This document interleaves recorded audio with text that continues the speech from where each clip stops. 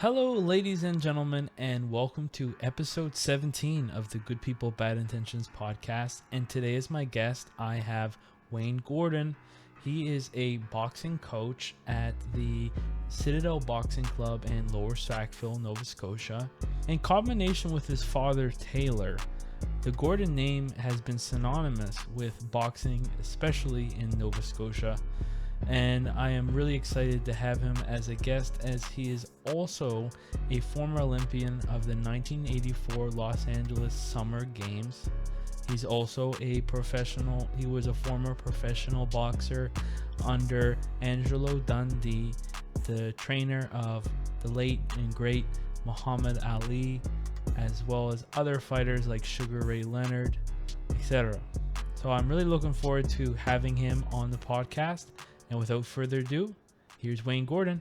Hello, Wayne. Welcome to Good People, Bad Intentions. I really appreciate you coming on, giving some of your time. No problem. Whenever we think about boxing in Nova Scotia, the Gordon name is pretty well synonymous with quite a few fighters. Your father, Taylor Gordon, was a huge part of the sport. And of course you're extending the legacy and continuing with Citadel Boxing. I really appreciate you coming on and having a talk. Oh, I'm glad to be here, and anything I can do to help promote the sport of amateur boxing, like, I'm there for it. Awesome. And a couple of things that I want to cover with this episode is obviously your own personal story with boxing. But a couple things I want to touch off the surface is that you guys have an amateur card coming up April 2nd, the Brawl for It All in Spryfield. Yes. And I know the main event, Justin Chambers, the Fighting Barber, is going against Jay Rodriguez. He's somebody that trains with me in Tribal. Can you talk a little bit about Justin? Because it's not very common that a barber goes into the ring, and he's showing a lot of progress and development as a fighter. Can you talk a little bit about your experience with Justin? Justin he came in the gym. He's a relatively quiet guy. He's more reserved. In the last year that he's been boxing, he's really come into himself. He's more outspoken now. He's always been a hard trainer. He's always worked really hard. He's always trying to learn. And he's actually one of the people that you look forward to seeing in the gym. He's not one of those guys you have to tell that you have to work harder, you have to do this, do that. He's always asking, what can I do better, how to improve? He's a coach's dream kind of thing.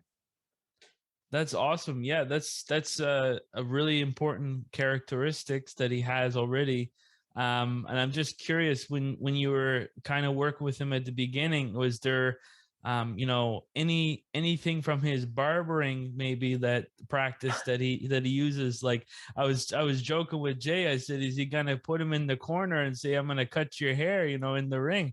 Is he able to, because barbers are detail orientated, I'd imagine, doing that. Is he into the details when it comes to boxing?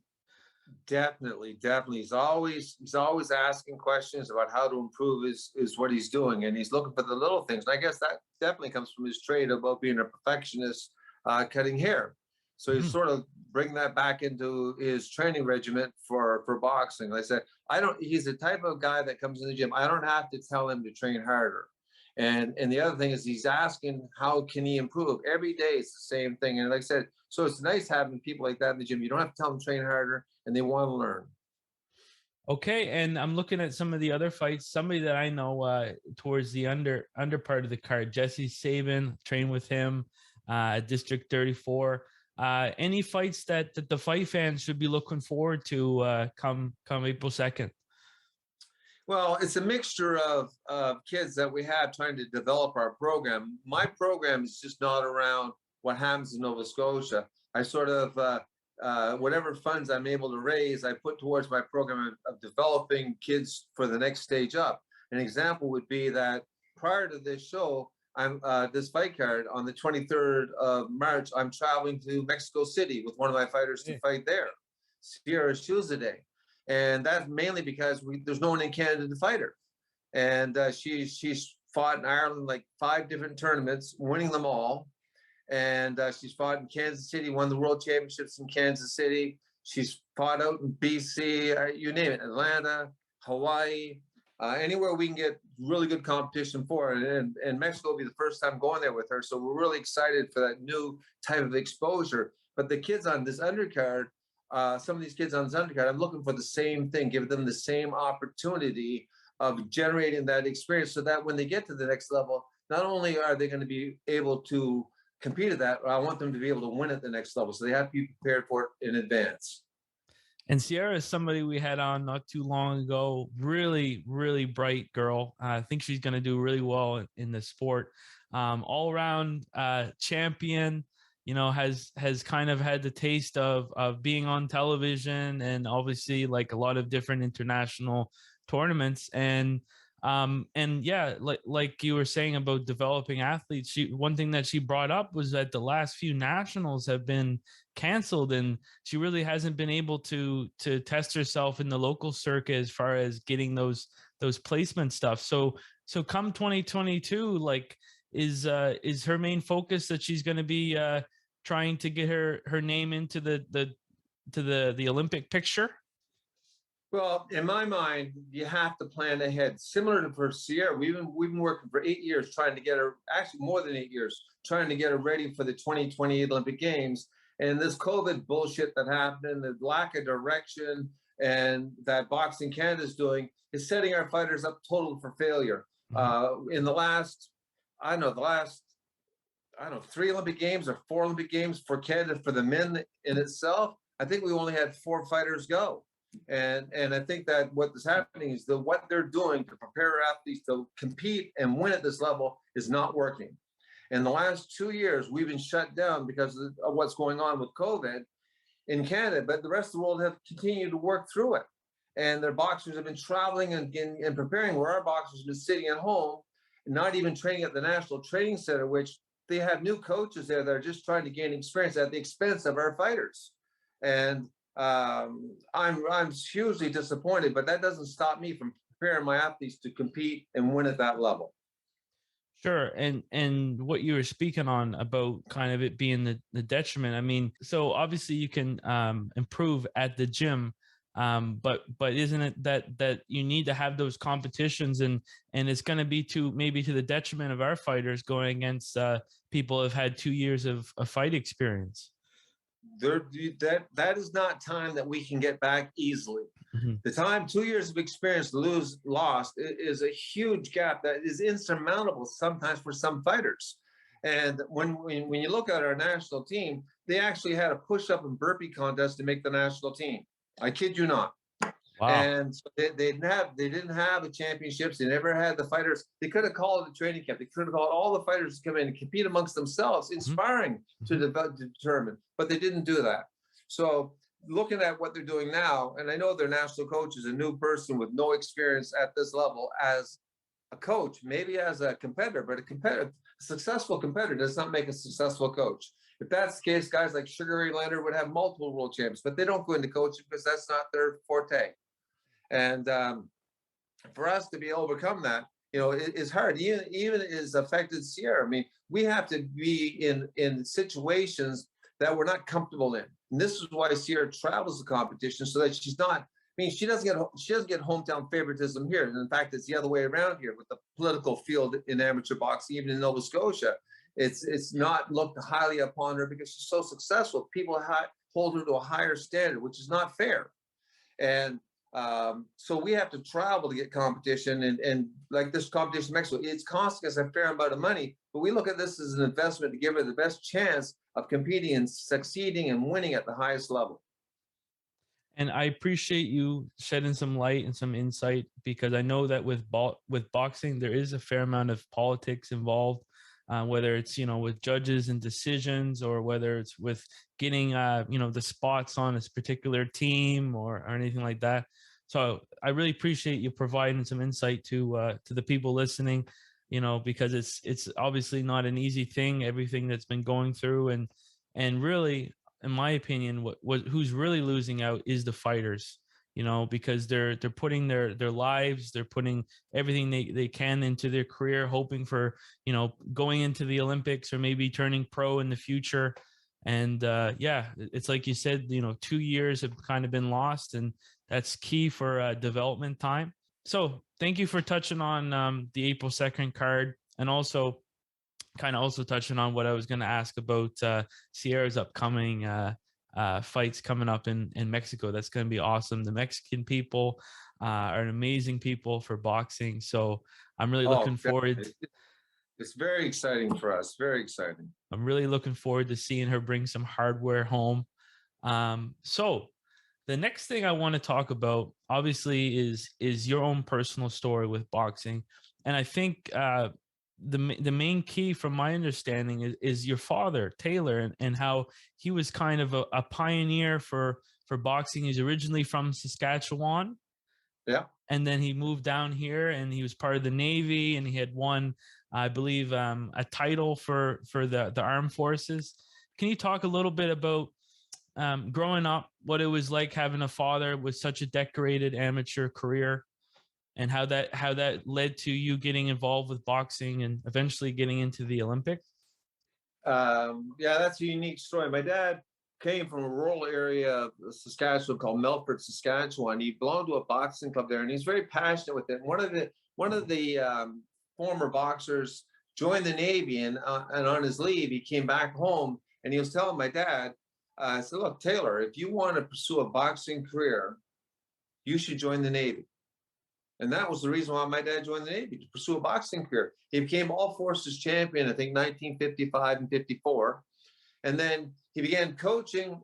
At one time, he was coaching and competing at the same time. So he'd put a show on, he'd help all the other fighters, then he'd fight the main event himself.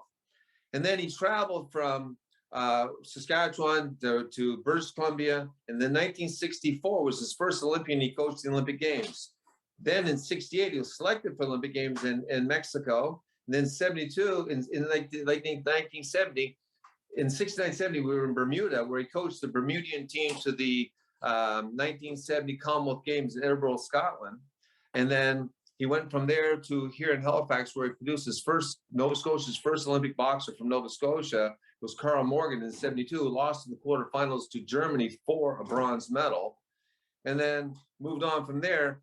But my involvement in boxing at the start was when I was 6 years old in Bermuda in 1969. My dad was putting on a boxing show during, I think it was called Cup Day, where they have a cricket match, they have a marathon, and they actually put on a boxing match. And the co-promoter with the show had a son roughly my age. And my first time going to a boxing was when I actually had my first fight. I was thrown into the ring with this other young guy. And needless to say, it was a little bit more like a cockfight than a boxing match. The bell went ding. We went across the ring. We flailed at each other, and I came out the winner. But then that excitement of being in front of a big crowd, and I definitely was the underdog, because in Bermuda, when we went to school, I was only one of 3 white kids at the whole school. Everybody else was black. And so I learned how to fight just to survive. And I was fairly small. And I went from there. We moved to Nova Scotia. My dad helped form Boxing Nova Scotia, and then he helped form Boxing Canada, where boxing was really political back in the late 60s and 70s, where really, it's not that Nova Scotia didn't have great fighters, but Nova Scotians were never given the opportunity of competing for tournaments like the World Championships or Olympic Games. And my dad, when he moved here, he had been across Canada, had his first Olympic in 64 in BC. He said, this isn't fair. So they helped form the Association of Boxing Canada, where everybody had an equal say, and everybody was fed the same amount of information, and that gave our athletes a better opportunity. Hey, I didn't know that your father had a hand in bringing in Boxing Nova Scotia and Boxing Canada. So I'm really honored to have his son on here talking about boxing, because your father is in the Sports Hall of Fame. Again, I understand he's no longer with us, and I know that must have been a very hard thing for your family and you. But I'm really happy that you're continuing with boxing, because Yeah, he's synonymous with boxing Nova Scotia and boxing Canada. I believe, is it not true that he's had almost the most years being coach for the national team? I would say in the late 70s, and I would say late 70s, they started doing what's called quadrennial planning. And that's a 4-year plan where they train a group of guys for 4 years, and they planned it ahead. And so my father worked. He coached the '68 Olympic Games, but then he became a full-time national coach, I think, around that time. And then from 1980, we boycotted Olympic Games. Was the best fighter by far in Canada and in the world. Ranked number 2 in the world for 3 years was Ricky Anderson, who's deprived the great opportunity of participating in the Olympic Games because the boycott that we did because of Russia invading Afghanistan. And that deprived a whole generation of athletes, even though they're still considered Olympians, but it's a scar that's hard to wear for Ricky. And then the '84 Olympics was the first Olympic Games we won medals in 52 years from the Olympic Games. Previous Olympic Games was in Los Angeles, 1932, when we won our last medal. It was a gold medal. I'm not familiar with the athlete's name right now, unfortunately. And then '88, we won, or '84, we won. Dale Walters from BC won our first medal. And then Sean O'Sullivan and Willie DeWitt won 2 silver medals. And then '88, we won 3 more medals. Raymond Downey won the bronze medal, first Nova Scotian to win a medal. And then the silver medal was won by Egerton Marcus from Ontario and Lennox Lewis, obviously a great athlete all around, winning the gold medal. And then in '92, we won 2 medals. Mark Leduc won a silver medal, and Chris Johnson won a bronze medal. Then '96, the last medal he won was my medal. Dave DeFeabaum won a silver medal. Okay. And that's my dad will sort of step back from the whole thing right after '92, but he still worked with the program. But then he gave the reins total to me at about 1995. Okay. And what was it like? What was it like having that kind of being passed on you? Because I imagine there was a great deal of pressure, growing up and everything like that. Having a father who's that involved in the sport and quite decorated himself. Can you just speak about some of those earlier years and maybe how some lessons that he instilled on you at a young age? Oh God, I think that I survived despite my dad's coaching. My dad was a really good coach. He was a better organizer. He always had his ducks in a row. He was very military, like A trait personality. I had everything organized, everything in a row. I am not the same way. I'm B trait. I'm so disorganized, but I'm changed with the flow. I can adapt to situations a lot better. When growing up with my dad as my coach, his military thing came through, and he was really hard on me. I ran every day pretty well, 5 days a week, no matter what the weather was like. I fought through injuries. When I was 17 years old, I was fighting guys that were adults that were top ranked in the world. And at that particular time, I wasn't beating them. And in sparring, I had sparring with Ricky Anderson, Don Downey, and they used to beat the crap out of me. And I used to say to Dad, like, these guys are taking advantage of me. Like, these guys kick the shit out of me. And so you see what they're doing? Dad goes, yeah, they're making you better. And he was right. It forced me to survive, that I had to go through this process of attrition to become the athlete I turned out to be. And I was given many opportunities. Of competing where you had to be the best to compete at international levels. To box for our national team, you had to be champion. And today, I try to put that philosophy into my coaching, where that the opportunity of traveling, you don't have to be the best, but you have to be able to defend yourself. And then we're going to learn on top of that. Where when I was a kid, there was no internet, no way of just go Googling something or looking and say, oh, there's a competition, let's go and bite ourselves. It was a lot harder then. Okay, I really appreciate you sharing that. Your father's military, one of the first guests we had was Aubrey McLeod. I kind of talked a little bit about how his military experience might have translated into boxing. Of course, somebody that kind of inspired the whole podcast and the idea, Customato, the former mentor and trainer of Mike Tyson, he attributed a lot of his knowledge of the mental aspects of boxing to like a field manual that he got while in his service. So I imagine that some of the things that your father was putting you through must have been on that same kind of note where, trying to prepare you for war type thing. Did you have that I kind of agree. vibe? Yeah, he was very organized. He knew what he wanted to do. He knew what the steps that I had to take, and I'd be willing to do it. And I agree to a lot of that, because when you fight internationally, when I was boxing, you didn't know who you were fighting until they stepped in the ring. Mhm. You knew what country they were from, but you didn't know their background really, unless like when I fought in Olympic Games, fought Mark Breland. Well, Christ, everybody knew who Mark Breland was. But some of these other tournaments where you fight in England or you fight in Russia or you fight in Sweden, when they get in the ring, you're not really sure of their accolades unless someone tells you. Now you just can't research like you can now. Yeah, now you can just pull up on YouTube. Oh, okay. I could kind of see That's this it. person. And I mean, obviously people can change, but yeah, like the tool of YouTube, it kind of changed the game, eh? Because as particularly for like the single matches, like when you're preparing for one opponent, you can kind of really have an understanding of what they are.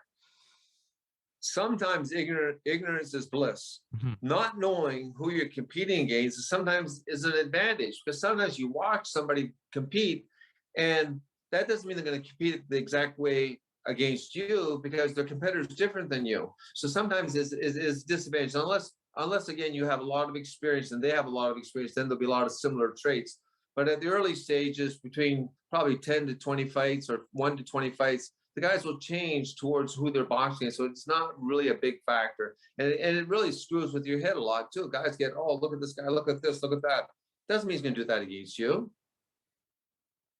Yeah, and sometimes too, like you can get kind of fearful watching somebody if they had a really devastating match against somebody. You're like, okay, he's going to put me on the ground or something like that, but he, she, they, them, whoever is going to put you on the ground. But it doesn't mean it's the case if you're not a walking punching bag like maybe one of their opponents that That's they right. had. And this is the things that what my dad definitely prepared me for. Our gym was very tough, and anybody that was in our gym can attest to that. That if you can walk out of our gym with your head up and said, "Man, I survived a training session," most fights were probably easier than our gym. Sometimes our gym was pretty rough, and the cream rose to the top. And then when you went into competition, this what gave us the advantage against most competitors. Yeah, and yeah, there's always like different philosophies about sparring and stuff, but certainly like having those hard spars can really mimic the best, what it's like to be in that competitive atmosphere and really forge and harden yourself and make yourself a better fighter. You kind of touched earlier about the 1984 Los Angeles game that you competed in. And one particular thing that when I was looking into uh, researching you before I had you as a guest, I was reading an article from 1984. A UPI sports writer, Rich Toshis, was talking about how you kind of had a really bad luck in that game because when you drew, a lot of people got buys. And then you actually win against the gold medalist as your first match. Um, and can you kind of talk a little bit about that aspect of the Olympics and how, some people kind of can luck and get better placements and other people like yourself have to go against the toughest of the competition first off? See, look, it's not hard for me to remember the Olympic Games. I can just close my eyes and remember the whole thing, the whole fight. I trained 8 years of my life getting ready for the Olympic Games. I remember being interviewed by reporter Steve McLeod in 1976 when I was 13 years old and asking me, and this was just around the Olympic Games in Montreal, where he was talking to my dad about Chris Clark getting ready for the Olympic Games. And dad said, well, you should interview my son, get his perspective on what he feels. And asked me that. I said, I was getting ready for the Olympic Games. I said, I'm training to win a medal in the 84 Olympics. He said, well, you're 13 years old. Like, how do you think this is going to go? How do you plan that far ahead? I said, well, I plan on, winning a junior title, winning a youth title, then doing this as a senior, then making Olympic Games. And I'm going to be ready for it. And during that time getting ready, I had broken bones. I had different operations. None of it actually happened because of competitive boxing. Just being a kid, I had mononucleosis, I had infected spleen, all those things. And then I finally make the Olympic Games. I'm thinking like all this hard work, all these bad obstacles I've overcome, the adversity I suffered, the luck's going my way now. I'm going to get a good draw. I had prepared to fight Mark Breland earlier in a competition called USA versus the World in Reno, Nevada, where I was selected as a member of the Commonwealth Games team to compete against the American. And then Breland pulled out just about 2 weeks prior to the show, about a month before, because of an injury. He was healing for his hand to prepare for rest up for the Olympic Games. I fought Alton Rice, and going into my fight, the Commonwealth Games team had lost 6 fights in a row. And then I fought Alton Rice, the only guy that year to go the distance with Breland. I knocked him out in the second round. And then going to the Olympic Games, I think like, man, this is my game. Now things are going to come to light. I'm going to get my just reward. So I was at the draw where most athletes weren't allowed to the draw, but I snuck into the draw. I'm sitting there and they're going over the weight class. They get to my weight class and they say there's 37 guys in the weight class. 27 guys are going to get a bye. So that's like better than 75% chance I'm going to get a bye. I'm thinking like, sweet. Then I'm going to get a bye. Then it's a 50-50 chance I'm going to be opposite side of the draw than the world champion. So the odds, everything's going to go my way. They said the first 10 names come up will be fighting the next day or the 2 days after. And so the first 2 countries to come out was USA, Canada. I said, what the fuck? Like, I looked at my sheet to say, do I got the wrong weight class? So like, I can't believe this happened. And then I said, fuck, I just can't believe it. And so then my dad was there and he said, well, look, you got to beat him at some time. You might as well fight him when you're healthy and strong, no injuries the first day. And that was it. I remember calling my mom, who was at the Olympic Games, but she wasn't at the venue at the time. And I called her and she was very anxious. Oh, how did the draw go? And who are you fighting? And I said, well, there's 27 guys in the weight class. 27 guys, that's 37 guys in weight class, 27 guys got a bye. She said, oh, you got a bye. I said, no, I didn't get a bye. So who'd you draw? I said, I drew Mark Breland. The phone went dead. She goes, you're kidding. I said, no, I'm not kidding. And then even before I got back into the part of the village where we were staying, I was interviewed by the media then asking me, I don't know how they knew who I was right away, but right away they're asking me, oh, you drew Mark Breland, and what do you think about yourself fighting against the world champion, the #1 pound for pound fighter? And I said, look, I trained 8 years of my life for the Olympic Games. I came here to win. I'm going to fight my hardest. I'm going to try to win. And then they blew that out of proportion. They said, oh, the cocky Canadian predicting he's going to beat Breland. But that's the American style about creating drama. But anyhow, I use that as a motivation. I've been facing many obstacles, and the adversity just made me stronger. And can you talk a little bit about that fight? Was it competitive, or was it hard going against the best? The hardest thing about that fight was the Venezuelan referee not enforcing the rules properly. Mm-hmm. The thing that's almost putting amateur boxing out of the Olympic Games is the corruption. And the way the referee, and I mean, the only way I was going to win this fight was by knockout. I knew that. I think that most people didn't give me the chance of even going the distance. I think the consensus was they didn't even look at my name when they were going into the fight. The referee that refereed my fight was the Venezuelan referee, and he refereed the first 2 days. I think he refereed this random draw, like the lotto. He refereed, I think, 4 of the first 6 Americans that fought, which is like, I mean, winning the 6th fight would have been easier.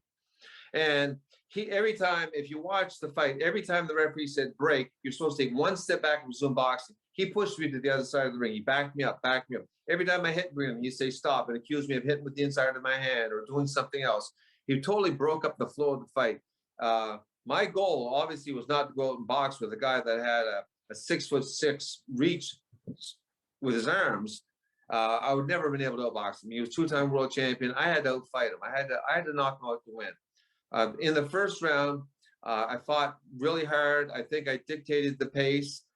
He bounced on the ring, used a flicky jab with no power on it. The second round, I became more aggressive, but the referee kept on calling me for, I'd be inside, he'd be holding me. I'd be fighting to get my hands free, and I'd be called for holding him. Like, what the fuck? I'm not holding him, he's holding me. And then at one time in the second round, I think I threw 3 jabs and caught him with an overhand right. And when I stepped in to try to finish him off, the referee actually grabbed a hold of me, which he's supposed to say stop. He's not supposed to grab a hold of me. Yet if you watch the video, he grabs a hold of me. He gives Mark Breland an 8 count. Then Mark survives the second round. And then knowing that I had to finish him off the third round, it was a lot harder. The pressure of the moment, I fought my hardest. I gave everything I had. The referee, to ensure that Breland won the fight, he actually took a point away from me in the third round just to secure the win for him. And the rest is history. I think that if the roles were reversed, if I was the American and he was the Canadian, the fight going the exact same way, I'd have won that decision. I'm not calling it a bad decision. I fought my hardest. I'm very happy with how I performed. I did the best I could do at that particular time. And like I said, the rest is history. So would you say from that experience going to even to now, did that kind of put into your mind that when preparing your fighters or, you know, for your future professional career, did you prepare them knowing that, you know, you're never going to have the home court advantage, you know, when you're fighting internationally, and to maybe not put it in the judges' hands? Or you know, how did that kind of shape your view about boxing at that time? I think what shaped my view a little bit more was the aspects of walking out the opening ceremonies. It's funny because the draw was one day, the next day was open ceremonies. Then the next day, like the draw was Friday, the opening ceremonies was Saturday, and I was fighting on Sunday. My other coaches, not my father, said, "All right, you got to fight the world champion on Sunday. You got to rest up on Saturday. You can't go in the opening ceremonies." I said, "The fuck, son? I'm going to the open ceremony. I trained 8 years of my life for this. Then I'm going to the open ceremonies," and I did. And I think that motivated me more so of producing athletes to the Olympic level, given the thought of what a moving moment it was to walk out the ceremonies, to be considered one of the best athletes on the globe at the same time. It was very moving for me. And that really pushed me hard into being more knowledgeable in coaching and giving kids a better opportunity. And after watching what my father, what he had done about this training, planning for 48 years, preparing, it's not a fluke that somebody well, it is a fluke sometimes, but very rarely is it a fluke that somebody achieves the status of making the Olympic Games. It is planned out over years of planning. And you revise your plan. The path to get there is not a straight line. It's sometimes you have a few potholes, you have a couple of curves you have to go around. You have to plan for those things to happen. Then you have to reevaluate and redo things so that you're able to achieve your goal. Have you ever had any 13-year-olds that came to your gym, or maybe even younger, that had that plan like you had when you were younger, like you said, where you were talking, you know, about, you said you were 13 when you were talking to reporters when it was the Chris Clark was Yeah. fighting? Have you ever had any 13-year-olds that had such a plan? Because that is amazing that you had that, you know, that dream and you pushed towards it, and you had like all these short-term goals going towards the long term. Well, no kid comes in like that. When I talk about what my plan was devised by my father. Mm-hmm. My plan was devised by my father. It wasn't my own thinking that brought this up. My dad had been planning to say, look, you know, you're this age. We're going to train the next 8 years, because it was unbelievable watching Chris Clark at the Olympic Games. It was like it was crazy, and it was so exciting watching. My brother was at the '72 Olympics in Munich, and so the thought of that was driven by me, and then the other kids that were in the gym that were better than me, traveling and everything.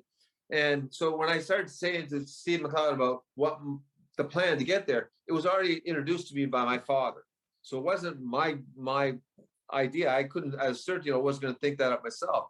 But I have, like, the example would be Sierra Tuesday coming in the gym. She came in March 7 years ago when she was 10 years old. Her birthday is on the 22nd of March. So she was turning, this was the exact time she came in the gym. She was just turning 11 years old. And then she had such a unique quality about her. She was fearless. She wanted to swear. She thought she was great and all this. It was my job then to put the plan ahead at a time. So after about a year, I started saying, this kid's really exceptional. This kid's fearless. This kid's got all this skill, and she's coachable. So then I started saying, okay, after about a year, we started looking for competitions to make her better. So we went to Kansas City, went to Sweden, we went to Ireland. And then we started saying, man, let's map this out better for another 8 years. And that was 2 years ago, we started doing this. And saying our best chance to make Olympic Games is in 2028. And between now and 2028, she has to win a junior title, which was deprived of her because of Boxing Canada kept on canceling nationals, including this year. Now she's first year youth, and good thing that she's good at burpees, because on her burpee contest, she made the national team. I'm not fucking with you. This is the truth. It's so sad. I mean, so we planned this out for Sierra, saying, okay, we have to get her mentally, physically, and technically ready for the end goal. And if you don't plan ahead of time for this, and this is what Boxing Canada doesn't do. Boxing Canada goes every year, they do the same thing. They repeat the same mistakes, expecting a different result. It's insane. It is literally insane. I went to Boxing Canada 5-6 years ago, asking them for help with one of my athletes, saying they'll be at the national team in like 4 years. I need these competitions. I need your support. And they said, no, they wouldn't support me. And then only one guy made the Olympic Games in 2022 or 2021. That was the guy that came from my gym. It's crazy. And I'm doing the same thing for Sierra. But the problem is that the resources we need money to do it. Just being champion of Nova Scotia is by walkover. It means nothing. And even being champion of Canada, we have kids that win national titles by walkover. There's not enough competitors for them to compete against. So then if you win by walkover, go into a tournament with a guy that was 70 fights and you only have 6 or 10 fights, you're gonna lose for sure. So the goal is to get them not prepared technically, physically, and then with the experience to use that at the next level. So we try to prepare them each time getting competitions. Yesterday I was in contact with the president of Boxing Puerto Rico, thinking about bringing the team to Puerto Rico. Here I'm going to Mexico now, but I'm trying to plan my next competition maybe in the fall with Puerto Rico. In the summer, I'm looking to go to England for the Haringey tournament in June. And then a week after that, there's the Wexford tournament in Ireland. So I'm trying to plan these ahead. But then it's harder with the restrictions that keep on coming in and going out. In the last 2 years was just a total loss. And a lot of athletes not only did not progress, they regressed. I've actually seen some athletes, unfortunately, they've stopped competing too altogether after this period, because it's been a very, very hard time. And again, the competitions just haven't been there, and luckily, restrictions are coming down. So I'm hoping that we're, able to get some more regular activity, because it's seeming like the days where, you could have a fight every couple of weeks, it's seeming like those days are kind of over for a lot of athletes now. Because like there's people that have like your father who had like 100 amateur bouts, or I don't know the total number of bouts that you had as an amateur, but it seems like it's regressing as times go by, that fighters can't get those opportunities anymore. No, you're totally correct. We are having guys. When I was competing at the nationals, even at the junior level, I had over 30 fights. When I went to the Olympic Games, I had over 130 fights. When you talk about guys with like Lamenchenko or Rigondo from Cuba, they have 300. How do they get 300 fights? Because when we go to Puerto Rico, I took a group of kids down to Puerto Rico, I think 5 years ago. And we went to a competition. The first competition, it was a Friday, Saturday, Sunday, and there were 3 competitions in 3 different locations. And the first competition, it was outside. They had kids lined up, going in the ring, fights over, out in the ring, there was like 30 fights. And then the next day they fought somewhere else, the same thing. They would get at least 3 fights a week. And we're lucky to get 1 fight a month. If we get 10 fights in a year, we're doing good. But then that doesn't prepare us for what the Puerto Ricans are doing. They win, they lose, they hug each other. We went down there. It was funny because our guys made weight, all their weight classes. Then we're standing outside. There's another one. We went outside, and it was fucking hot. And the canopy was over. It's like 100 degrees out. This canopy was over the ring. We're standing outside. No chairs, no nothing. Pile of people there. And they said, all right, all boys 14 years old between 125 and 135 get in the ring. So then they point to one guy and say, you, and he comes forward. They point to another guy, you, come forward. Then they say to the coaches, is that a match? He goes, yeah. The coaches shake their hands. The other kids shake their hands. Then they leave the ring. I mean, there was no one asking about, they had to have a certain number of fights to be in that situation between 10 and 100. And I had one kid that was really good. His name was Julian Wilson. And when they brought him, and he was really experienced, really good fighter. They brought him forward. The guy that was boxing, and they're like 12 years old. The guy that was boxing him was like 6 inches shorter than him. Like his head, top of his head was to his chin. So when the coach, me and the other coach agreed to the fight, they stepped forward, looked at each other like a stare down. The little guy from Puerto Rico goes like this, draws his thumb across his throat like he was going to kill him. And I said, oh my God, the drama. Like they had stare downs for the weigh-ins. It was so exciting. Wow. And like in Puerto Rico, boxing is like their national sport. I mean, where's boxing on the list of sports for national sports for Canada? It's got to be at the bottom of the list. It's sad because our kids are too coddled now. They're not. I mean, the harder I'm old school. Mm-hmm. I don't consider myself old, but I guess I am. But I'm old school. I want the kids to work hard. I want them to understand what adversity is. But then the parents will say, "Oh, you can't do that. Like that's too hard. Like, you got to be careful." And so it's harder as a coach now trying to understand what and what not you can do to have an athlete prepare for competition where they're going in at the highest level. They're actually willing to do anything to win within the rules. It's you touched it right on the bat. You know, if you're going against people who are willing to do whatever it takes to win, and then on your half, you know, that isn't there. I mean, you're not really setting yourself up for success. So yeah, like, you know, if you're going against the world, you're going against all different backgrounds. I mean, there's people that are fighting through poverty. There's so many different conditions that, you know, boxers have to face. And the truth of the matter is you have to be the alpha. You have to be like the predator sometimes, and you know, be more hungry than your opponent. And that all comes from that rigorous, you know, difficult adversity and work that you were talking about. So totally 100%. I'll give you a prime example. 1992, and I'm not sure it was the featherweight or the lightweight from Cuba. The B team guy stabbed the A team guy. So then the A team guy, because he wanted to go to Olympic Games. The A team guy couldn't go because he was injured. The B team guy got in trouble. He couldn't go. So the C team guy went to the Olympic Games for Cuba, and he still won the gold medal. Oh, wow. So, I mean, you know, when you look at our national team, we have, if you look at what our national team has right now for champions on selected on their burpee contest, there's some weight classes, they don't even have athletes. So it's mind-blowing. Like 4 years ago at our nationals, one of the weight classes for the women was an Olympic weight class. Mm-hmm. So you think that most people would be in that weight class because there was only 3 Olympic weight classes at the time. The woman that won the weight class, she won it by walkover. There was only one person in that weight class. It just blows my mind. And I think that one of the biggest problems that we're having in the sport of amateur boxing for success and for the numbers of people is the lack of leadership by our national association, the lack of direction, the lack of transparency, and then the lack of accountability. If I ran a franchise in the major sports league and failed as many times as Boxing Canada's failed, the GM would be fired. They regroup the whole thing. But they haven't. They've not revamped. They just moved things around, and they don't have any transparency of what decisions they're making. And then there's no accountability for failing. And then the other thing is that they alienate the personal coaches of the athletes.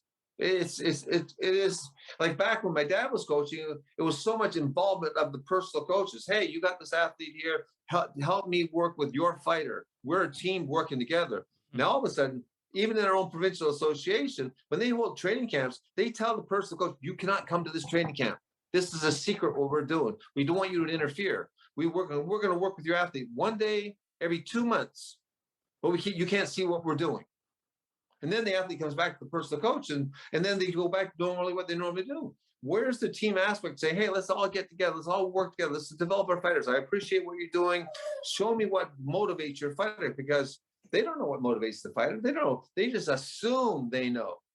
They go by the prototype, what Russia does or what Cuba does, because they have so many fighters to draw from.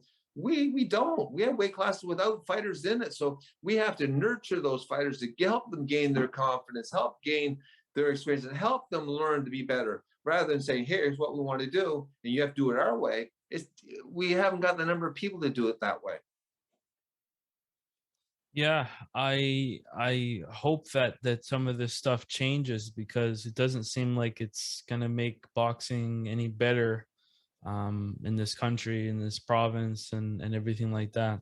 I wanted to go back to the 1984 games for a moment, because you had the privilege and the honor to also fight along amongst some of the greatest names in boxing. And I'm just curious if you were able to talk with Pernell Whitaker, if you were able to talk with Luis Ortiz, if you were able to talk with Evander Holyfield, Henry Tillman, Tyrell Biggs. I mean, when I was looking up the fighters that were in that games that you were a part of, my jaw dropped. I mean, these are big names that you were, not in your weight class, obviously, but like, that were a part of the games. Yes, I thought not. It's funny because I was not a big fan of Pernell Whitaker. I said, man, that guy will never make it as a pro. Man, was I wrong? He's like top 50. Look, he was so amazing as a pro. He is in an amateur boxer. You couldn't hit him. He was just flashy. But as a pro, like, my God, he was amazing. Was I wrong there? But I had fought Frank Tate before, and then when I fought in that first tournament where I talked about when I beat Alton Rice in USA versus World, Evander Holyfield was on that team, and I became friends with him. And he was actually at the Pan Am Games. I first met him in 1983 in Caracas, Venezuela, at the Pan Am Games. Mm-hmm. And when I drew Mark Breland in my first fight, Evander Holyfield and Frank Tate both came to my dressing room and wished me luck against Mark Breland. Oh, wow. And Evander Holyfield was at the 96 Olympic Games. And I talked to him there again. No, sorry, he was in Barcelona in Spain. I talked to him in Barcelona, and then he was also in Sydney, Australia. I coached both those teams for Canada, and I was talking to him again down in Sydney, Australia. And so yeah, these friendships, they remember me. I remember them. Obviously, easier for me to remember them because they achieved so much great as professional fighters, and were always in the limelight. It was easy to remember them. I was very flattered that Evander Holyfield remembered me, but obviously, being the guy that put Mark Breland set him up for an 8 count in the second round, I think it was the only time he may have received an 8 count. There's something to remember me by at the Olympic Games, I guess. And no, that's really beautiful that they came to your dressing room or whatnot, wished you luck. I mean, that shows that it's beyond nationalities or nations or whatnot. If you can forge these friendships in boxing, I mean, they can, they last for a long time, and that's awesome that you're able to to meet those amazing people that are etched into history. Like Holyfield, I mean, one of the best cruiserweights and one of the best heavyweights of all time. It's crazy. It's crazy. I'm looking at the weight class. He was he a heavyweight, light heavyweight? Yeah. So it's crazy that he was able to get all the way up to where he was. I mean, he started off a lot lighter than what he ended off with. So, I got a picture. I don't think I don't think I'll be able to show it to you, but I will definitely show the audience when this comes out. 1996, you and Muhammad Ali. Can you just because I do want to get into your professional career. Is it true that you trained with Angelou Dundee? Correct. Okay. When I did not turn pro right after the 84 Olympics, I waited 1 year to make my decision what my long term was going to be. And we had some people contact me after 84 Olympics, got my strong performance against Mark Breland, that, like Emmanuel Stewart and a couple other people contacted my family to see if I was interested in boxing pro. And at that time, the answer was no, thank you. We're still, weighing our options. And then a friend of mine who actually boxed in the 86 Olympics and was selected for the 80 Olympics was Ian Clyde from Montreal. Okay. He said to my dad, look, if you want to box pro, and he boxed for Angelou Dundee, you should contact Angelou Dundee. He's a great person, a great trainer. And I heard that he's interested in your son. So my dad contacted Angelou, and Angelou said, yeah, Taylor, I remember the Olympic Games, your son's performance against Mark Breland. And people said to me, wouldn't you like to have that kid, meaning Mark Breland? And Angelou said, no, man, I like to have that kid that fought him. And when that got to us, we contacted Angelou. I think a week later, we flew to Miami. Angelou was an amazing, you will not find one person ever say anything negative about Angelou. And Angelou welcomed me. I was into his family. I mean, when Angelou died, I was there with Muhammad Ali. I was there with all the other athletes that he had. Pinklin Thomas was athletes I didn't even know. His family, I was the only athlete the only former boxer, his family asked me to sit with the family during the funeral. My girlfriend, who's now my wife and the mother of my child, she was with me, and my dad went down there as well. And we all sat with the family in a big reception afterwards where we were invited to that as well. It was very moving. Angelou, when in 1996, I hadn't talked to Angelou in a few years.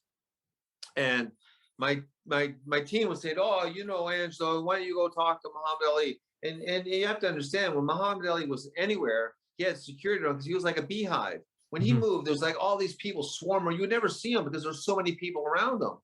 So they goaded me into going over there because they almost made it sound like I didn't know them and stuff like that. So I walked over there and I sort of had the attitude, walk by everybody, they're not going to question you. So I went to walk through the security, and Buddy puts his hand in my chest and says, where do you think you're going?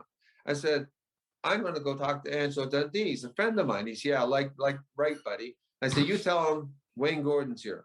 So all of a sudden, he goes and whispers in Angelou's ear, and amongst all the Angelou's not very tall. It's like 5'2".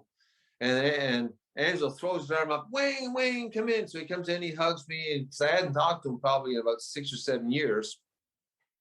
And brings me in, and he introduces me to Muhammad Ali, and they start telling Muhammad Ali about me. And they said, look, that picture that was taken was actually taken by Angelou Dundee. Oh, wow. And it was Angelou always spoke very highly of me. And his wife Helen, before she passed away, I had dinners at their house, and even for the role of coaching Russell Crowe in the movie in 2004, Angelou, when my phone rang, I thought it was a prank. Some guy said, hey, Wayne, this is Ron Howard, the movie producer. I don't know if you know who I am. And I'm thinking like, yeah, bullshit, but yeah. And he goes, you've been recommended to train our lead actor, Russell Crowe. And I'm thinking, again, bullshit. And he said, you've been recommended by Angelou Dundee. And I'm thinking like, wow, this could be true. Like, I can't believe this. And then it was. And on just Angelou Dundee's recommendation, I got a job training Russell Crowe for a movie. So that's Angelou could have picked anybody in the world. He could have picked anybody. And he picked me. And I think that's one of the biggest things I'm sort of proud of, that how highly Angelou thought of me. I can say shit, that Angelou thought I was his best fighter, and that's bullshit. But I can say things because Angelou's not around now. But this is true, what I'm saying, that hey, I'm the only one to coach Russell Crowe, and I got the job by Angelou Dundee. And so obviously he thought very highly of me. And you touched on something I want to talk about later, which is Cinderella Man, because that was a big movie. Russell Crowe, big actor, coming off. He was in his prime when that movie came out. I mean, Gladiator was only a few years earlier than that. And, Russell Crowe, amazing guy. And I want to hear your experience with him. But what are some takeaways about Angelou Dundee and his style? And has there been anything that working with him that's kind of influenced because obviously you got your father, and his coaching style. And can you kind of contrast it with Angelo and talk a little bit about how it's formed you and your boxing knowledge now? That I think I'm very fortunate. I've been even when my dad coached me, he had other coaches coach me. He sent me different places. He didn't go in every competition with me, so he was knowledgeable enough to know that I needed other points of view, other aspects. And then going from my dad, who was an H8 personality, very strong-minded and very dogmatic how he did things, to Angelou Dundee, who's not that same. Angelou's more of a B trait guy. Angelou is really a good motivator.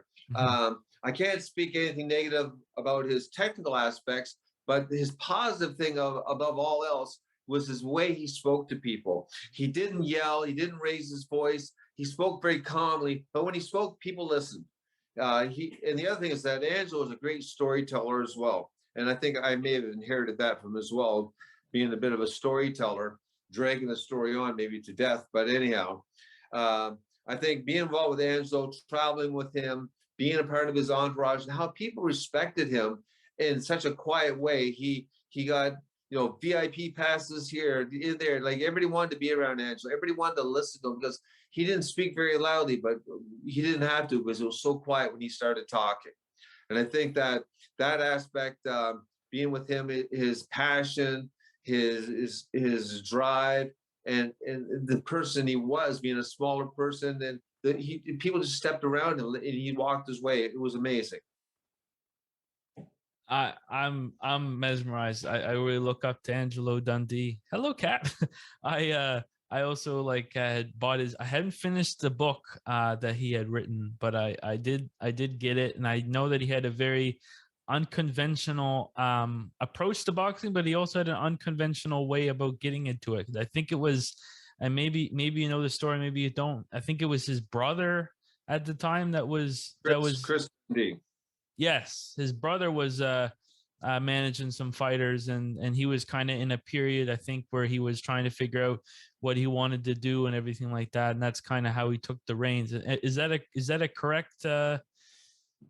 It's been a while since I read the book. He ended up moving down to Miami, and I think it's the Fifth Street Gym, and he started learning. It's funny that, again, I mentioned earlier about fighters with great success doesn't, ensure they're going to be great trainers. Very few fighters that hit that stage of being close to great or being great have ever turned into being great coaches. It's usually the athletes that kind of get close there that turn into be the better coaches because they analyze, why did I not make it? How started thinking that rather than the guys that are so successful, they try to teach everybody to compete the way they were exactly. And there's only one person like they were. There's only one way to motivate them. People are stimulated a certain way, but each person reacts to stimuli differently. And yet, as a coach, you have to figure out how to get inside everybody's head and get the best out of them. And if they fail, it's your fault, not the coach that says, hey, jump, and you say, oh, why? And if you can't do it the way they want it, you fail, and they blame you for doing it. And that doesn't work. And Angelo wasn't like that. Angelo made you believe in the system, that you wanted to do it because you believed in it. And he had all the faith in you. He made you think that you were invincible, that you can do it. And then he would have some inspirational words, like he said to Sugar Ray Leonard in his fight with Tom Harris, like, you're blowing it, kid, you're blowing it. And then Sugar Ray knocked him out like the 15th round, I think it was, or the 14th. I think it might have been 15th, but he still knocked him out on those inspirational words. Yeah, and those words, I mean, they might not. I don't know if you comment on this. Did he kind of establish, having him as your coach, and working with him?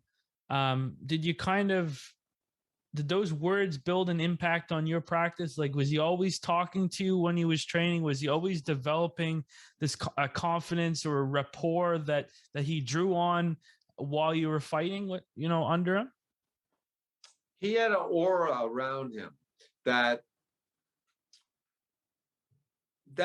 I don't know, you wanted to please him. I was humbled by him, and that the fact that he was coaching me is like going to the gym. I had to pinch myself, say, well, how lucky am I? Hmm. But I was the type of athlete that you didn't have to tell me to do more. You almost had to tell me to do less, but do it a better, different way. Hmm. And that's more or less what Angelo was trying to do, because I was always trying to do more, and he was trying to get me to do less, but do it better. And I think that was sort of the difference. That when my dad was push, push, push, push, push, go hard, hard, hard, hard, go harder.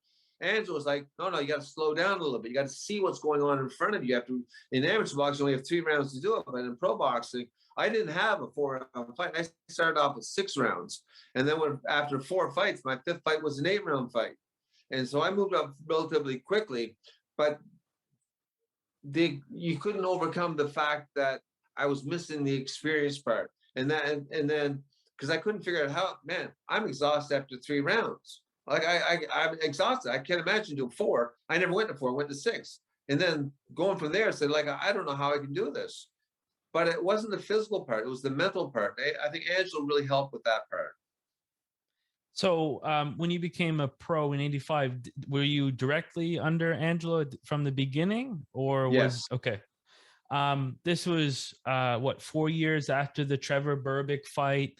Can you talk a little bit about kind of the morale that, because Ali, the greatest of all time, towards the end of his career, he unfortunately had to take a lot of fights that didn't go in his favor. He didn't look the best. Was the morale at the time with the camp, like, was it still positive, or was there a little bit of feeling that, those fights with Ali, it kind of brought down, the camp?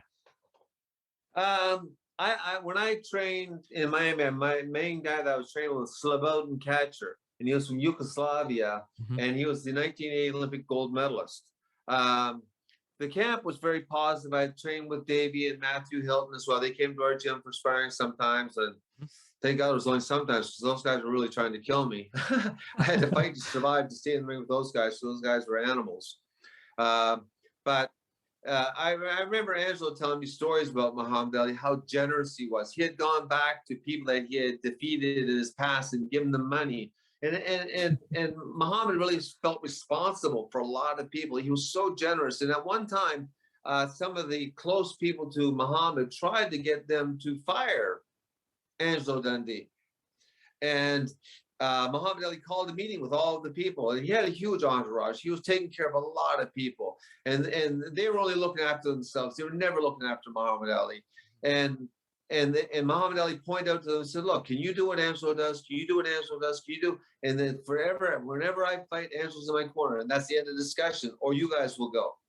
And then from that point on, no one said anything about getting rid of Angelo. But Muhammad Ali fought longer in his career than he should have. Obviously, everybody knows that. But he did that because he was so generous. He felt that he had to take care of more people and provide for them. He felt obligated to these things at his own health. And that's sad but that happens to a lot of fighters. They get involved with entourages and taking care of people and get taken advantage. And most fighters, even you look back at Mike Tyson, they're compassionate people. People don't see that. They see the brutality that may happen in the ring. But that's the image that they see in the ring. They don't see what goes into making a fighter. They don't see the background. He goes home to his wife, his child, or those things, or their family, their mom, dad. They don't know their background. They just see what happens in the ring, which is really not fair. That most fighters are very compassionate. Most fighters are very shy and reclusive. But then when they go in the ring, they get to show this other part that no one ever gets to see, only in front of the ring. It's that sort of an act. And Muhammad Ali was a very caring person, very, very generous, very generous.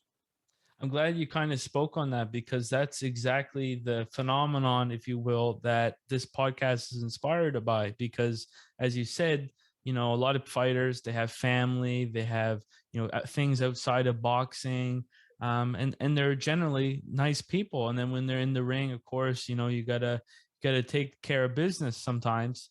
And that's where the Good People, Bad Intentions kind of comes from, for the podcast name / the brand name. And certainly Ali, has he's become not only like he's not only a boxer, he's like a public figure. He's for a lot of people a beacon of hope. A lot of athletes are inspired by Muhammad Ali, not even just boxers. He kind of defied For a lot of people, well, yeah, he kind of defied like physics. He was, fast. He was able to float. He was a bigger guy. He was a heavyweight, but he was able to move. He had He the he poetic. revolutionized he revolutionized boxing where Floyd Mayweather had profited from it. He became the person that people wanted to see, not just for what he did in the ring, but for what he was doing outside of it, how he spoke. His presence was, he didn't care really if you liked him or disliked him, as long as you bought tickets to see him fight. So he would create this drama that, other than that, where did you see this happening? He was like, people were paying attention to him. He became a celebrity, not just as a boxer, but as an activist, as a political and activist as well. So he revolutionized the sport of boxing, where it was entertainment more so than the sport. That's beautifully put. I totally 100% agree with what you said. What a legend. I'm glad we were able to touch on that. Now, last thing I kind of want to touch on before we're for time. Working with Russell Crowe. I just last night watched Cinderella Man. Probably this is like the third time I've watched it. And I noticed for the first time a particular corner man in the film. I saw you. I was like, how did I miss this? I didn't even. So can you talk a little bit about, that being in the actual film? And then can you also talk a little bit about training Russell Crowe? Because we've seen all these celebrities that, in their roles or whatnot, like Robert De Niro, Raging Bull, Sylvester Stallone, all these people from Hollywood that get into boxing for films. What was it like working with Russell Crowe? Was he professional? Did he have issues with training? Was he doing everything you told him? I don't know. Like, the story is amazing in my mind. It's a great story. But the thing is that the first day that I met Russell Crowe, I was staying at the Hyatt, I guess, I think it was, right next to the hotel, right next to the Opera House, between the bridge and the Opera House, for the first few days. And Russell wanted to have a conversation, meet me before we started training. And when I walked down the stairs of the lobby, we went to a restaurant. He said, mate, look, when I saw you walk downstairs, I thought you were walking on your arms because my legs are so skinny. So he broke the ice by being funny and being very sarcastic. So then he said, I'm gonna send somebody to get you tomorrow for training. So me being who I am, as a B-trait personality where I'm not organized, I had nothing. I'm there showing up in the gym with Russell Crowe, no paperwork, no nothing. I got a pair of shorts on, t-shirt on, and that's it. And he goes to me, he goes, what do you want me to do? I'm like, holy fuck, what do I want him to do? I was hiding my nervousness. I was very nervous. So I said, all right, Russell, I want you to skip for 10 minutes. So he started skipping. I'm thinking to myself, I got 10 minutes to come up with an idea what I'm going to do next. Because I had no idea. Because I didn't know what his expectations were. I didn't know anything. And so then after skipping for 2 minutes, which takes me 10 minutes skipping to break, so he was breaking the sweat at 2 minutes. He had lead feet. He was hitting the ground so hard, I thought he was going to give himself shin splints skipping. So I said, Russell, I got to stop you for a second. He goes, okay, mate, what? I said, I know what I'm doing.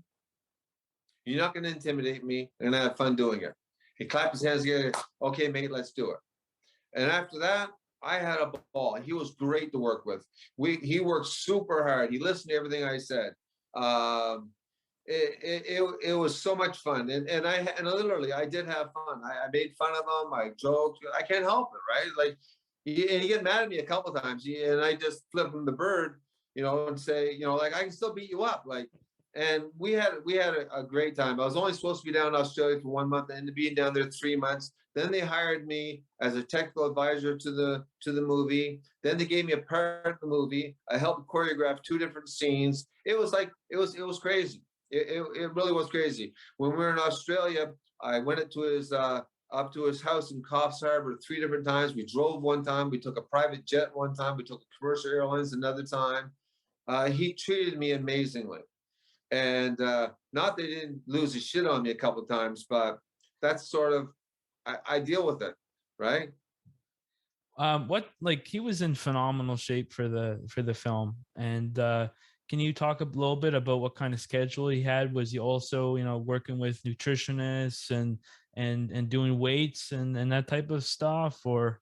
No, well, the funny thing is that when I got the call from Ron Howard about the movie, my marriage was a mess. I was looking out the window. I had a cast on my leg. I had broken my leg playing softball, and when I got called to Australia to train Russell, so I didn't know I was training with them. So the very first day I went with him, I had to go running with him, and I just got a cast off my leg for a broken leg, and I still got to outrun him. Everybody's saying, "Oh, Russell's in great shape. He's been training. He quit smoking. He quit drinking, and I could outrun him with a broken leg. So I was doing pretty good. And never at a time did he ever outrun me. I used to run fast enough for him to run with me, and then at the end I let him get a little bit ahead, but I always reel him in. I don't let it. I'm too competitive. I don't let anybody beat me. But he would do everything I said and more. He dropped so much weight. He has a chef that works for him. So dietitian, chef, like kind of the same thing. He always ate healthy.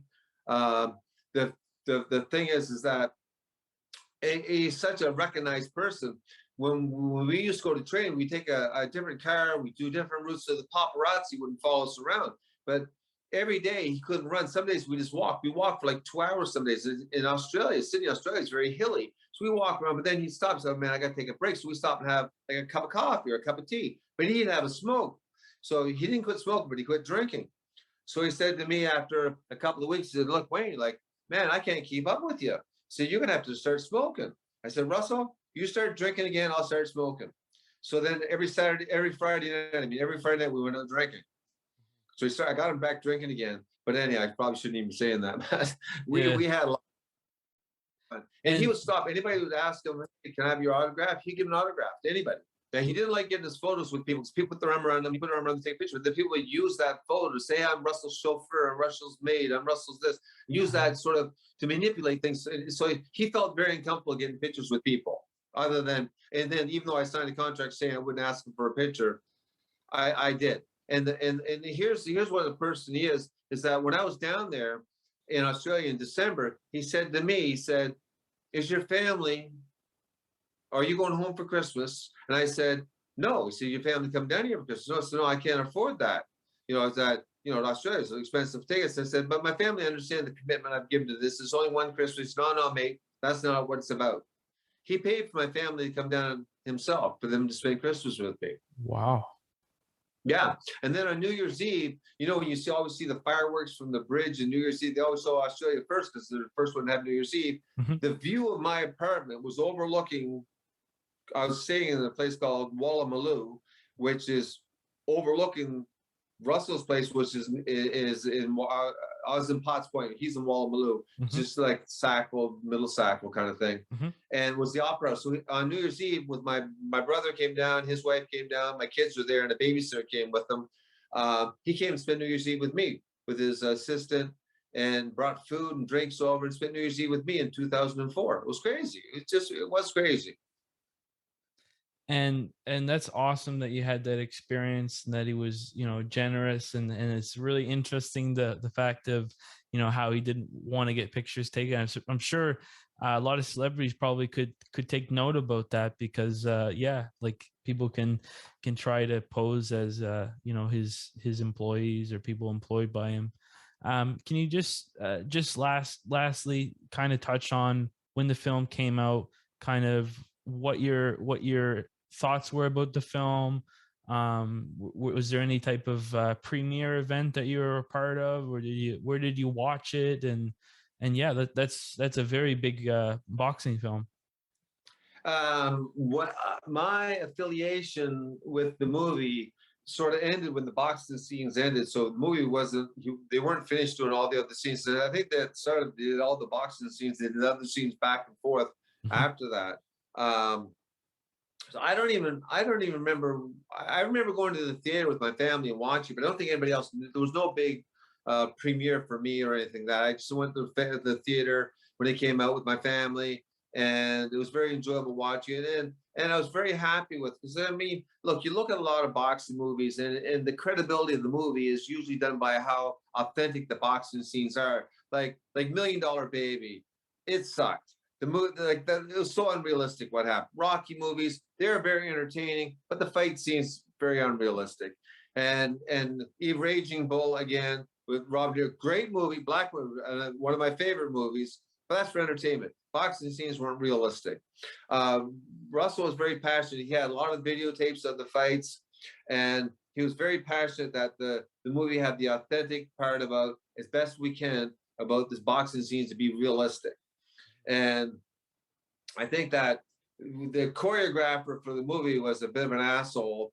I won't say his name, but he didn't like me either. He saw me being a wedge between him and Russell Crowe. Russell Crowe and I were sort of buddy. We trained together, we ate together, we did different things. He wanted to be in that spot.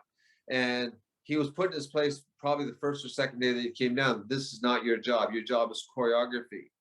And then, some of the people in the movie came to Australia to train. So I was involved with them training, but I was not involved in the choreography until we got to Toronto when they did the first fight scene where Russell Crowe breaks his hand, where I'm actually in the corner for that fight. Russell said at the training center in Toronto, to the stunt coordinator, show me what the first scene looks like. And he had Russell's stunt double, Stuart Clark, who's the stunt double, come in to do. Stuart was an amazing person. He had to learn every fight scene with everybody to do it for Russell. So when it was all the stunt doubles, all the people to the other actors doing it, he was doing it first. So Russell then had to learn it from him. It was insane. The guy had to learn every fight. And so he went in the ring, and the choreography was way too karate-like, way too martial arts, like way too good. And Russell's like, how is the guy getting disqualified doing all that stuff? That's not going to happen. Like, that's bullshit. Like, what the fuck's going on? He lost his shit on the guy. And I'm sitting there thinking like, wow, this is great. The guy's getting shit on us. I didn't like the guy either, right? So Russell's losing his shit on this guy in front of everybody. And then he says, Wayne, do you know what I want? I said, yes. Can you show me? So I got in the ring and got one of the other actors, which is Troy Ross, who actually fought in the 1996 and 2000 Olympic Games for Canada. Tremendous fighter. He was the fighter in that first scene. So I went in the ring with him and then showed what it would look like for a fighter to do the things that a fighter would do to get disqualified. And then I did it, and Russell goes, that's amazing. That's exactly what I want. Can you do that again in 5 minutes when Ron Howard comes down? I said, no problem. So I did it again. And Russell goes, man, that's great. I want you to help with some of the choreography for some of the other fights, and I'm going to give you a part in the movie. I said, wow. Sweet. Yeah, it was like, again, it was like I was living in Beaverbank, Nova Scotia, in the middle of nowhere, looking out my window with my life falling to pieces, and all of a sudden this happens. My life is a total roller coaster. I got great things happen to me, and I have just pure bullshit things happen to me as well. But that was obviously a high point. It was just, again, it was amazing. And I guess that's also somewhat indicative of the sport of boxing, because, you know, when we win, it's some of the highest of the highs, and when we lose, it's the lowest of the lows. And, you know, life has its moments where things are good, sometimes they're bad, but overall, it's all about triumphing it. And certainly when we've had this discussion, you've had the opportunity of not only having a father that's really part of the sport, and then you, of course, continuing the name and going through the Olympics. You had the opportunity of meeting some of the biggest names in boxing. I mean, this has been amazing having this talk with you. I mean, we've touched on so many bases, and you know, we're getting close to time. So usually what I do is I give this an opportunity to just kind of share some things that are upcoming, but we already kind of touched this at the beginning. So April 2nd, we're going to have the Brawl for It All. It's going to be in Spryfield, correct? At the Lions Hall. And that's, again, the headline by Justin Chambers, the Fighting Barber, versus Jay Rodriguez from Tribal Boxing. And then you said it was the 20 April. Sorry, but the fight in Mexico with Sierra. Oh yeah, it's the 26th and 27th of March. We're leaving on the 23rd, come back on the 29th. Okay, so you're gonna bring some hardware home. It's gonna be an awesome experience. I'm so excited for you guys going out there representing, you know, everybody here on the world stage.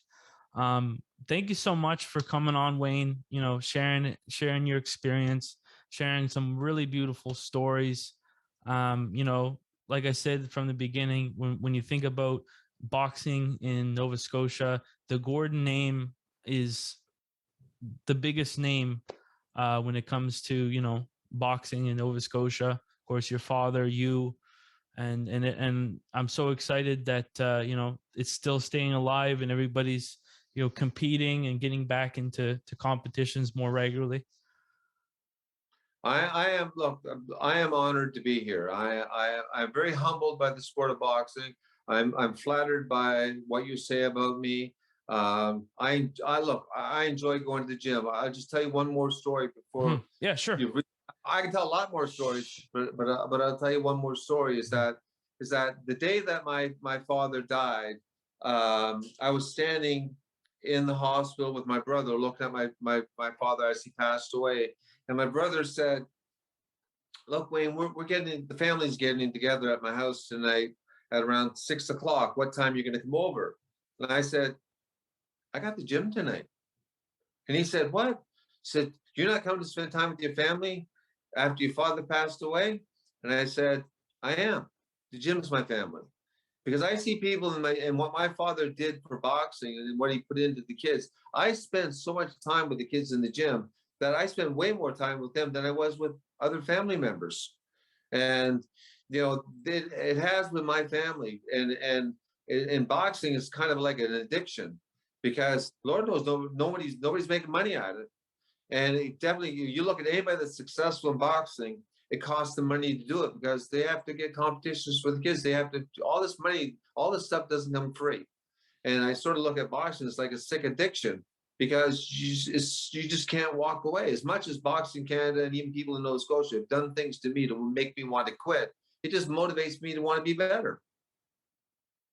I totally agree, and it was really touching that you shared that, because obviously um, boxing is a community, and more than that, it's a family, especially the gym. And I'm glad that you were able to continue again with the name and with Citadel, because Citadel has been around for a long time. 50 Citadel. years this year. 50 years this year. Okay. 50. Wow, 50 years. That's amazing. Um and We're, yeah. we're going to have our anniversary show in June. So stay tuned for that. We're trying to have a big Okay. show in June. We'd like all of our alumni to show up, and it should be big.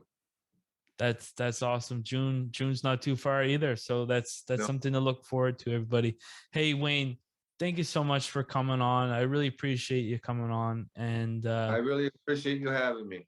hope you have a good rest of your day. I imagine you have to go to the gym pretty soon, eh?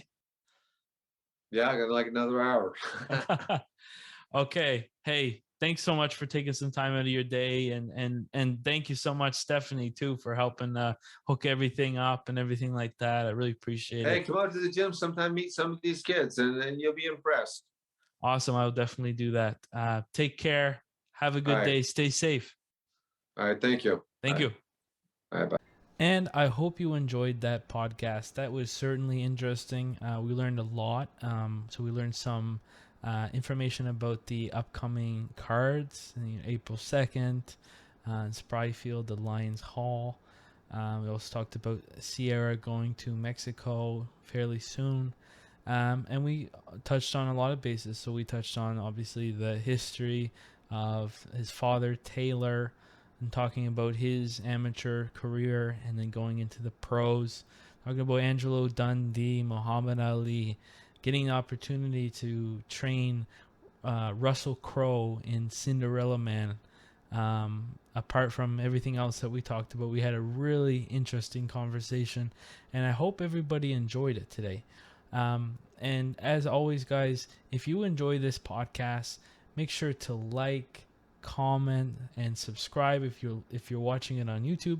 And then if you're listening to it, make sure that you're also subscribing to the podcast, so that way when a new podcast comes out on whatever platform you choose, you'll be the first to listen. And as always, whatever time you're listening to this podcast, I hope you have a good rest of your day. Stay safe as always, and I'll see you on the flip side. Take care.